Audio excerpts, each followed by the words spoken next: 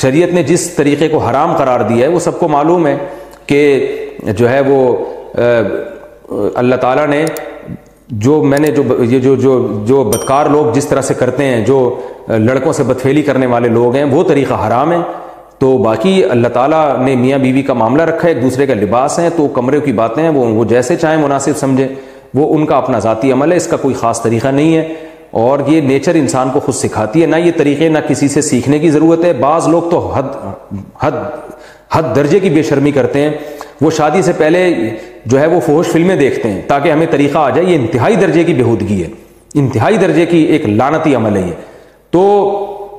یہ کوئی خاص طریقہ نہیں ہے، میاں بیوی ایک دوسرے کا لباس ہیں، وہ جس طرح سے ایک دوسرے کو سیٹسفائی کر سکتے ہیں وہ کر لیں، تاکہ ان کی توجہ کسی اور طرف نہ جائے، وہ حلال کی تسکین ان کی بند کمرے کے اندر ہو جائے۔ اور یہ باتیں لوگوں سے شیئر بھی نہیں کرنی چاہیے۔ آج یہ بھی ایک حرام کاری ہو رہی ہے، میں بہت سخت الفاظ استعمال کر رہا ہوں اس لیے کہ یہ، اور میرے پاس کوئی ہلکا لفظ نہیں ہے، وہ کیا ہوتا ہے کہ مرد اپنی زوجہ سے ہم بستری کر کے اس کے راز دوستوں کے سامنے فاش کر رہا ہوتا ہے، میں نے ایسے کیا، میں نے ایسے کیا، لڑکیاں بتا رہی ہوتی ہیں اپنی فرینڈز کو کہ میرے شوہر نے میرے ساتھ ایسے کیا۔ یہ بہت لعنتی عمل ہے۔ آپ صلی اللہ علیہ وسلم نے فرمایا جو عورت اپنے شوہر کے راز یا شوہر بیوی کے راز فاش کرتا ہے اس پر لعنت ہے، حدیث کا مفہوم ہے یہ۔ تو یہ بند کمرے کی میاں بیوی کی باتیں، جس طرح سے وہ ایک دوسرے کو سیٹسفائی کر سکتے ہیں وہ کریں، ایک دوسرے کے لیے وہ حلال ہیں،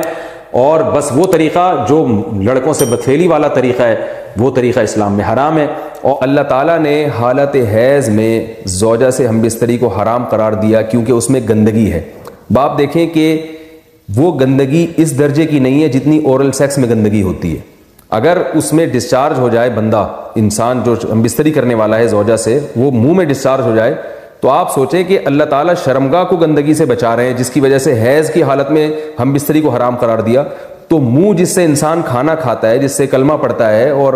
جو انسان کے جسم میں سب سے اشرف عضو ہے، سب سے زیادہ معزز اور مکرم عضو ہے، اس میں ایسی گندگی کو ڈالنا کہاں سے جائز ہو سکتا ہے، کہاں سے حلال ہو سکتا ہے؟ تو آج بعض متجدد قسم کے لوگ جو ہے نا اس کو حلال قرار دے رہے ہیں، تو یہ بالکل غلط ہے۔ تو یہ بات خوب ذہن میں رکھیں کہ